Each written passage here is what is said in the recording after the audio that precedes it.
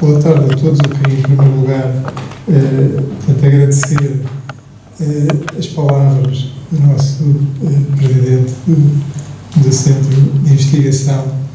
De facto, fico sem palavras depois destas apresentações e desta consideração que têm para comigo e, portanto, agradecer em primeiro lugar. Eu peço desculpa, não conheço todos os presentes, portanto, tenho dificuldade em fazer um agradecimento individualizado, mas na pessoa do professor, portanto, do diretor do centro, estendia os cumprimentos a todos os presentes, presentes na sala e presentes à distância, portanto, através da plataforma digital. Hoje, portanto, o desafio que me colocaram, então, de vos falar um pouco deste tema, que eu tenho dedicado algum tempo, sobre a questão do peso, porque é que o peso é importante, se é bom ou não perder peso, e o tema da obesidade, portanto, já lá vamos chegar, e, portanto, sem demoras, passo então para a apresentação. Portanto, nós temos uma audiência heterogénea e, portanto, eu espero que conseguir chegar, portanto, e que a minha comunicação seja interessante e perceptível por todos. Muito rapidamente, então, organizei a comunicação em 4 pontos. Primeiro vamos perceber porque é que estamos a falar do peso, depois então vamos tentar responder à pergunta de partida, se é bom ou não perder peso, depois vamos ver aqui algumas abordagens alternativas ou divergentes e, por fim, algumas mensagens finais para levarmos para casa. Então, em primeiro lugar, porquê é que falamos do peso corporal? Porquê é que isto é um assunto? Porquê é que o peso corporal é um assunto? Efetivamente, há muitas pessoas preocupadas com esta questão. Cerca de 50% das mulheres e 30% dos homens, na Europa e nos Estados Unidos, nos países ocidentais, se quiserem, reportam estar a tentar perder peso, alguma estratégia para tentar perder peso. Portanto, é uma coisa que grande parte das pessoas estão empenhadas. Os motivos que normalmente estas pessoas reportam prendem-se com a aparência, pronto, faz sentido, e com a saúde. Portanto, a saúde aparece aqui como o principal motivo para as pessoas tentarem perder peso. Já vamos ver então se de facto a saúde é um motivo que faz sentido ou não relacionado com a perca de peso. Mas vamos tentar continuar a responder a esta questão do peso corporal. Porque é que o peso corporal é importante? Não é só porque há muitas pessoas preocupadas ou interessadas no tema. Isso não é suficiente para fazer deste assunto um assunto importante para estarmos aqui a falar. Portanto, o peso corporal é utilizado para calcular o índice de massa corporal, que, por sua vez, é o indicador utilizado para diagnosticar a obesidade. Portanto, aqui já estamos a entrar noutro assunto, que é o tema da obesidade. Portanto, o peso é importante porque, a partir do peso, diagnosticamos a obesidade. Um índice de massa corporal igual ou superior a 25 kg por metro quadrado, portanto, o peso em quilogramas a dividir pela altura ao quadrado. Portanto, o índice de massa corporal igual ou superior a 25 kg por metro quadrado significa excesso de peso. Quando esse valor atinge os 30 kg por metro quadrado ou superior, então estamos a falar da obesidade. E a obesidade, como se saberão, é uma doença, é considerada uma doença. Portugal foi um dos primeiros países a reconhecer a obesidade como doença, mas neste momento já é. Portanto, esta questão já está generalizada, a generalidade dos países reconhece a obesidade como uma doença. E de facto, a obesidade não é um problema de meia dúzia de pessoas, é um problema de muita gente. A prevalência do excesso de peso e da obesidade é grande e tem aumentado, e neste momento, portanto, é uma sindemia, um problema de saúde que interage, portanto, aumenta o risco de outros problemas de saúde e também os outros problemas de saúde também aumentam o risco de obesidade. Há aqui uma interação e, nesse sentido, é uma sindemia. Só para terem uma ideia, portanto, há alguns dados dos países ocidentais, neste caso os Estados Unidos são aquele país que apresenta dados mais organizados, mais robustos, mas eu já vos vou mostrar outros dados. No caso dos Estados Unidos, só para vocês terem uma ideia, naqueles estados que aparecem ali no vermelho mais vivo, estamos a falar de uma prevalência de obesidade igual ou superior a 35%. Portanto, mais de 1 em cada 3 habitantes naqueles estados apresenta obesidade, o que é uma prevalência enorme. Não é? Felizmente em Portugal não temos esses níveis. Na Europa, posso passar, portanto, na Europa temos aqui valores de 53%, mas é um valor médio. Portugal não está bem colocado na Europa, mas estes 53% não é de obesidade, é excesso de peso e obesidade. Portanto, a obesidade é só uma porcentagem mais pequena. Em Portugal nós temos esses dados divididos e a obesidade, a prevalência da obesidade em Portugal anda nos 22%, 22,3%, e depois o excesso de peso, que também às vezes é chamado de pré-obesidade, andará nos 34,8%. Portanto, os dois juntos darão os tais 50 e tal % que está ligeiramente acima da média europeia, no caso português. De qualquer forma, afeta, são muitas pessoas, muita gente que vive com obesidade e com consequências negativas da obesidade. Já vamos ver. Portanto, aqui entra a questão da saúde. Portanto, porque é que o índice de massa corporal é importante? Porque é que a obesidade é importante? Portanto, já percebemos que o peso serve para calcular o índice de massa corporal, então, e o índice de massa corporal serve para quê? Portanto, tem sido observado, e isto são estudos que não são recentes, portanto, desde sempre se observou uma relação em U entre a obesidade e, neste caso, a mortalidade. Ou seja, um índice de massa corporal muito baixo aumenta o risco de mortalidade e um índice de massa corporal mais elevado também aumenta o risco de mortalidade. Portanto, o ideal é estar ali numa posição intermédia, por isso o tal risco em U. O ideal é estar ali no meio, onde o risco é mais baixo. Portanto, que é o chamado índice de massa corporal normal, vamos chamar assim. Isto acontece na relação entre o índice de massa corporal e a mortalidade, mas também acontece na relação com outros resultados, nomeadamente com a incidência e a severidade de doença das artérias coronárias. Pode-se verificar ali, consoante aumenta o índice de massa corporal, portanto, e aqui será da esquerda para a direita, aumenta o índice de massa corporal, aumenta o risco. No caso dos gráficos de cima, estamos a falar da incidência da doença das artérias coronárias, que é avaliado por estrias lipídicas, que vem ali em inglês fatty streaks, portanto são as estrias lipídicas, é um indicador da incidência da doença das artérias coronárias, e nos gráficos de baixo estamos a falar da severidade, um indicador de severidade. E verificamos também que quanto mais elevado é o índice de massa corporal, maior é a severidade da doença das artérias coronárias. Portanto, não é só a mortalidade que está associada ao índice de massa corporal elevado, também, neste caso, doença cardiovascular, especificamente doença das artérias coronárias, tanto na incidência, tanto o aparecimento, como na sua severidade.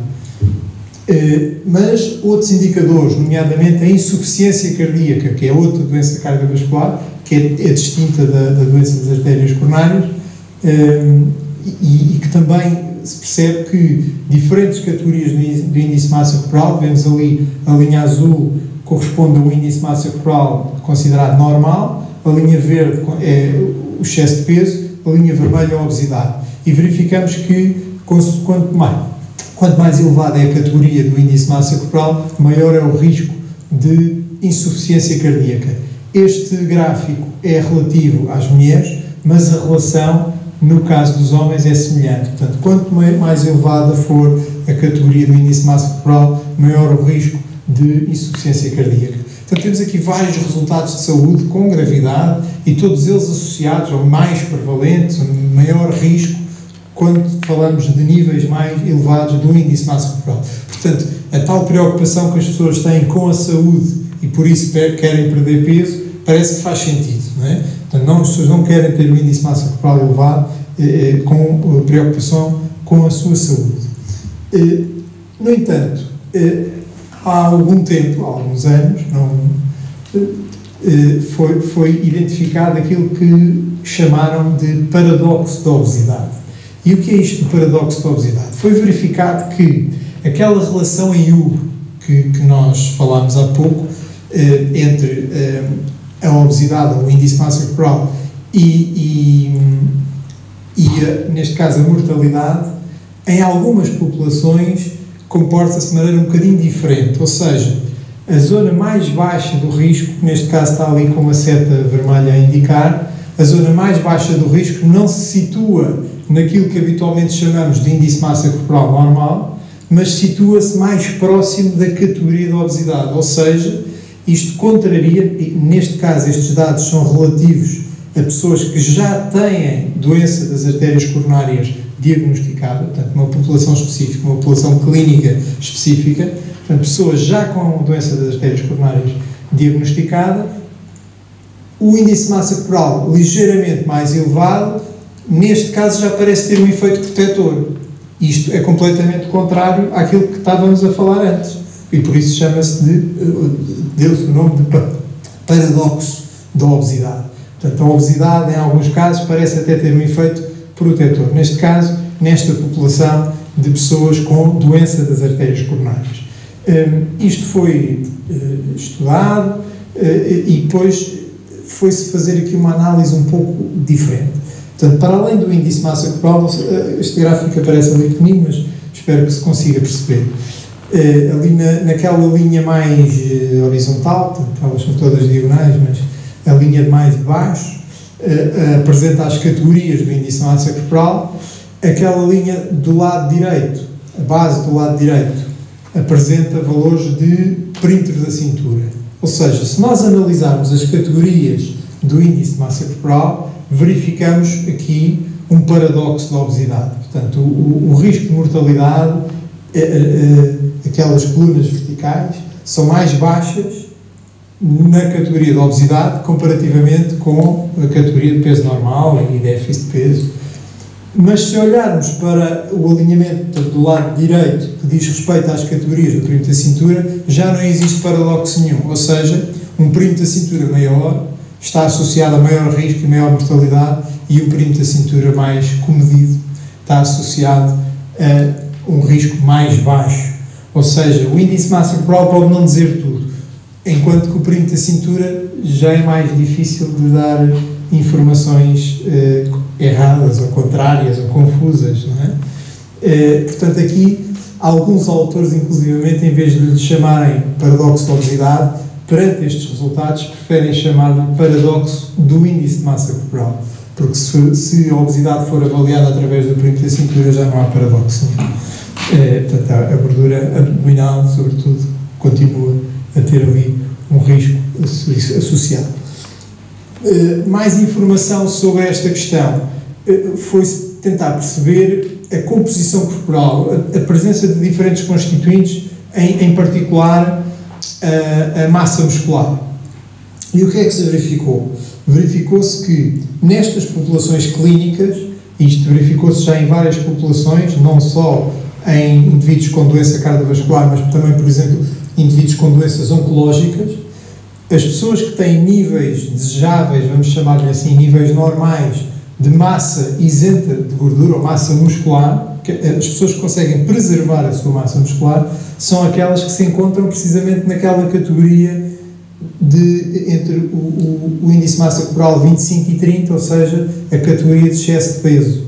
As pessoas que têm excesso de peso são aquelas que conseguem preservar melhor a sua massa muscular. Aquelas que têm o peso normal não são obrigatoriamente aquelas que têm menos gordura, mas muitas vezes são aquelas que têm menos massa muscular e menos densidade mineral óssea, e isso torna-as mais leves. E por isso influencia o peso, nem sempre influencia o perímetro da cintura, mas o peso claramente. E portanto, aparentemente, a massa muscular, portanto, uma composição corporal com mais massa isenta de gordura, parece ser um dos fatores que ajuda a explicar este paradoxo da obesidade. Portanto, a massa muscular é um constituinte importante e começa inclusivamente a ser reconhecido até como um órgão endócrino. O músculo liberta mioquinas que têm efeitos de sinalização e efeitos em órgãos, noutros órgãos, que é um efeito salutogénico, portanto, ajuda ao funcionamento de outros órgãos. E desse ponto de vista funciona quase como um órgão endócrino também. E a presença de mais massa muscular ajuda a esse funcionamento melhor. do nosso organismo. Portanto, aqui, de certa forma, estamos a reforçar aquilo que já disse atrás. Portanto, aqui foi uma amostra maior, mas mais uma vez verificou-se, portanto, populações clínicas, estes dados são de pessoas com doença oncológica, já não é, neste caso já não é doença cardiovascular, mas verifica-se ali o nível do risco é mais baixo, muito próximo da classificação de obesidade. E, portanto, só para... Espera lá que andei depressa demais. Eu estava a querer andar para trás.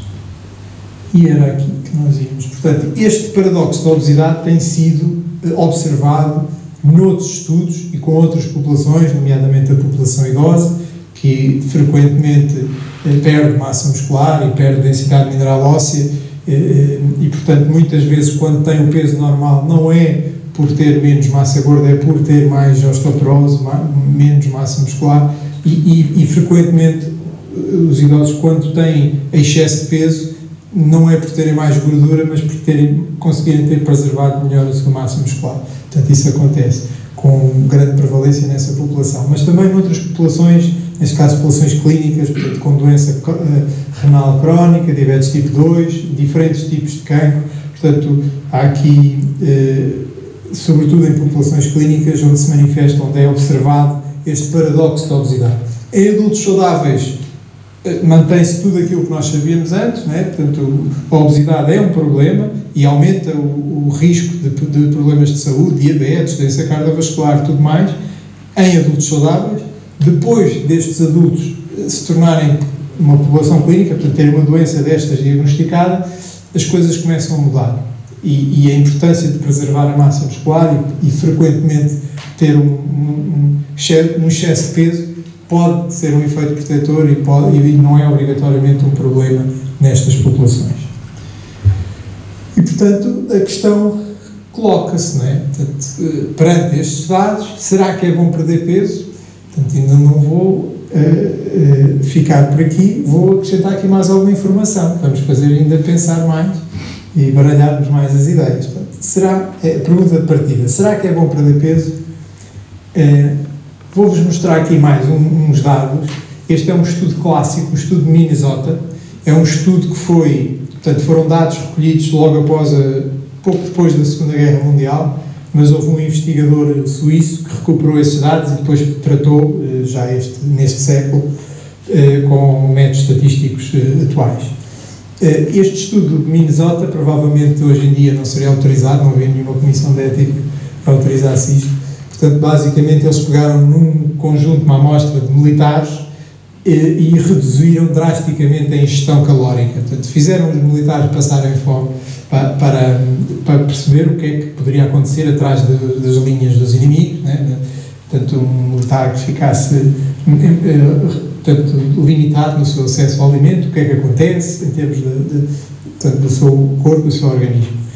E neste caso verificamos ali uma curva, que é aquela que está indicada com a setinha vermelha, que diz respeito à massa gorda corporal. Portanto, perante uma restrição calórica muito acentuada, portanto, as pessoas comiam cerca de 40% menos de metade do que aquilo que estão habituadas durante várias semanas.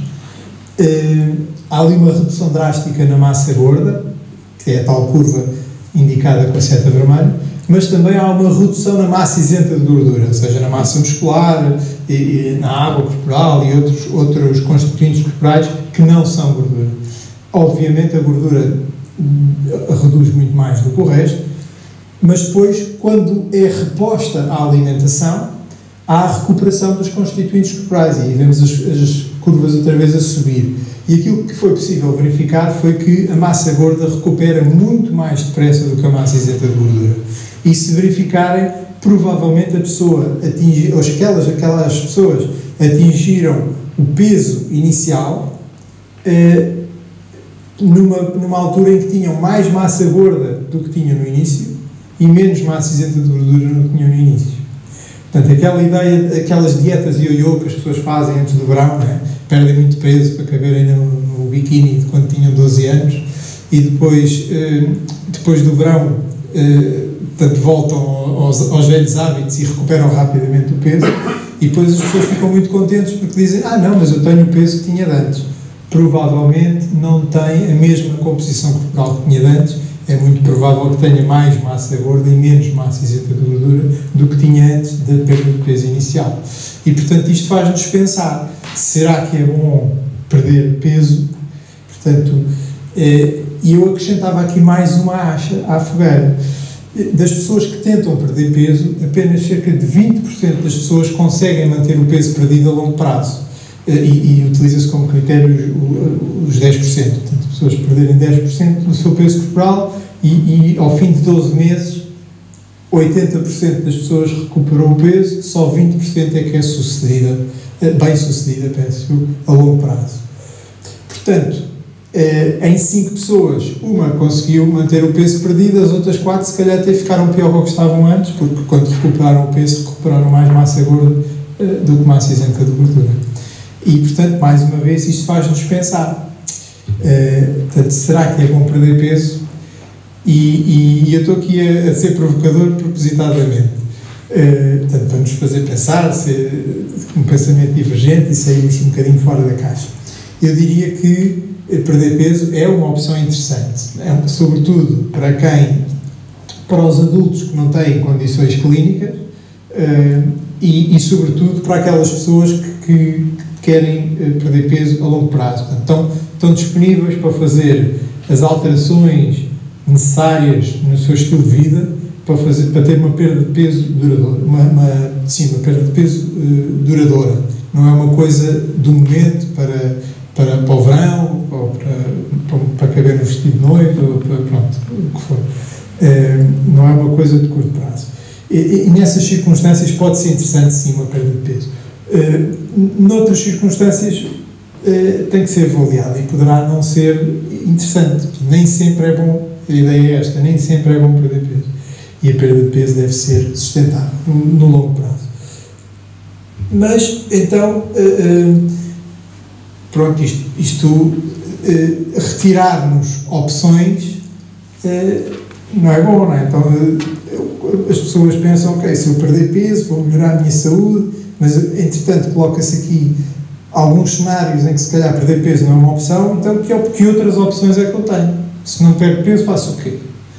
E, portanto, outras abordagens que podem ser promotoras de saúde. Há aqui um estudo interessante de um investigador norueguês, e ele fez uma abordagem estatística, meramente estatística. Ele pegou num conjunto de amostras europeias, portanto, vários países europeus, que recolhiam dados sobre a atividade física e sobre a composição corporal e a obesidade, e depois ele pegou nesses dados, portanto, esses dados avaliavam a mortalidade, a longevidade, e o que ele fez foi retirar das amostras as pessoas inativas, portanto, as pessoas que não praticam atividade física.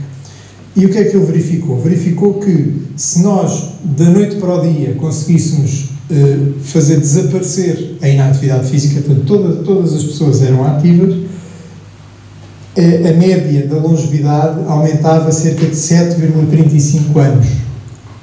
Isto era a longevidade média se todas as pessoas cumprissem as recomendações de atividade física. Ele depois fez exatamente o mesmo com a obesidade, o mesmo exercício com a obesidade. Portanto, do dia para a noite deixava de haver pessoas obesas na Europa. E o que ele verificou foi um aumento médio da longevidade de 3,66 anos. Ou seja, cerca de metade. Aparentemente, eliminar a obesidade teria cerca de metade do impacto de eliminar a inatividade física na Europa. Portanto, a atividade física parece ter aqui um potencial promotor de saúde, portanto, bastante superior propriamente à redução da obesidade ou à perca de peso. E eu gosto de olhar para estes gráficos que dão permitem uma narrativa interessante. Então, nós temos ali uns pontinhos escuros, e esses pontinhos escuros correspondem às pessoas que têm uma boa condição cardiorrespiratória. E depois temos os triângulozinhos claros, que são as pessoas que não têm uma boa condição cardiorrespiratória. E depois temos ali, naquela linha horizontal, várias categorias do índice de massa corporal. Então, temos o peso normal, o excesso de peso e a obesidade. O indivíduo que tem mais risco é o indivíduo que, simultaneamente, tem obesidade e tem uma má condição cardiorrespiratória. É aquele indivíduo que está ali com a setinha vermelha. Portanto, ele é obeso e, simultaneamente, tem uma condição cardiorrespiratória baixa, aquelas provas de esforço que às vezes as pessoas fazem no hospital ou noutros contextos. Portanto, aquilo tem um mau resultado naquela prova de esforço. E esse é o indivíduo da setinha vermelha. E agora a questão é, qual é o grupo para o qual nós queremos mudar? Se nós simplesmente perdermos peso e passarmos para a categoria de peso normal, ainda que mantenhamos a mesma condição cardiorrespiratória, que é fraquinha, passamos ali da setinha vermelha para a setinha amarela. Portanto, reduzimos o risco quase para metade. Mas, se em vez de preocuparmos com a perda de peso, preocuparmos em melhorar a nossa condição cardiorrespiratória, portanto, estimular o nosso sistema cardiorrespiratório, normalmente isso faz através do exercício físico, passamos ali da setinha vermelha para a setinha verde, mesmo que não percamos 1 grama. Portanto, aqueles indivíduos continuam a ser obesos. Portanto, não perdem 1 grama, melhoram a sua condição cardiorrespiratória e reduzem, a redução do risco é cerca do dobro comparado com a perca de peso simples, sem outras alterações. Portanto, isto vai ao encontro daquilo que vimos antes, né? A atividade física parece ter o dobro do impacto da perca de peso. No entanto, são coisas diferentes. Há bocado vimos a atividade física, que é tudo o que nós realizamos no nosso dia-a-dia, caminhar, portanto, todas as atividades que fazemos. Aqui estamos a falar de condição cardiorrespiratória. A condição cardiorrespiratória já não é só estimulada pela atividade física genérica, portanto, só caminhar pode não ser suficiente para ter um impacto muito grande na condição cardiorrespiratória. Para melhorar a condição cardiorrespiratória, por vezes é preciso trabalhar com intensidades um bocadinho mais elevadas. E aí, por vezes, sobretudo em populações clínicas, recomendo que façam isso acompanhado por um especialista. Não é? Mas, portanto, em ambos os casos, temos aqui resultados interessantes, superiores àquilo, do ponto de vista de saúde, superiores àquilo que nós conseguiríamos com a perca de peso. E podemos alcançar estes resultados, aparentemente, sem precisar de perder 1 grama. Portanto, a perca de peso não tem que ser obrigatoriamente o foco principal. Não quero com isto dizer que não seja interessante, porque se vocês repararem, ali da setinha verde, se andarem para a esquerda, né, os pontinhos pretos mais para a esquerda, eles são ainda mais baixinhos. Portanto, se nós conseguimos as duas coisas, perdemos peso e melhoramos a condição cardiorrespiratória, ficamos ainda melhores. Portanto, e a perca de peso aqui parece ser interessante. Não é, pelo menos eu não selecionaria como o meu primeiro principal objetivo. Portanto, o primeiro principal objetivo eu diria que se calhar tornar-me primeiro mais ativo e depois tentar melhorar a minha condição cardiorrespiratória. E temos aqui vários fenótipos, vários perfis corporais, e esta ideia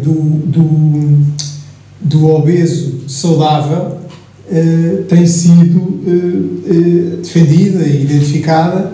Portanto, se repararem ali, o senhor do meio está ali, portanto, é a metáfora de um estilo de vida ativo, né? Está ali a praticar exercício e tal, mas se repararem tem ali um bocadinho de barriguinha, e aquela barriguinha não tem que ser um problema. Portanto, o indivíduo pode ser perfeitamente saudável com aquela barriguinha, desde que tenha outros comportamentos que sejam, que equilibrem e que tenham impacto positivo na sua saúde. Portanto, não é preciso ser um indivíduo da direita, portanto, o indivíduo super atlético. Por outro lado, o indivíduo da esquerda, que é um indivíduo que aparentemente até é magro, provavelmente tem um peso normal e um índice de massa corporal normal, mas o facto de ter ali uma zona abdominal aumentada, provavelmente em excesso de gordura abdominal, essa gordura abdominal tem um impacto negativo na saúde. A gordura abdominal é aquela que é mais perigosa para o metabolismo, também por isso os homens que têm mais facilidade em acumular gordura no abdômen do que as mulheres também têm maior incidência de doenças cardiovasculares e outros distúrbios metabólicos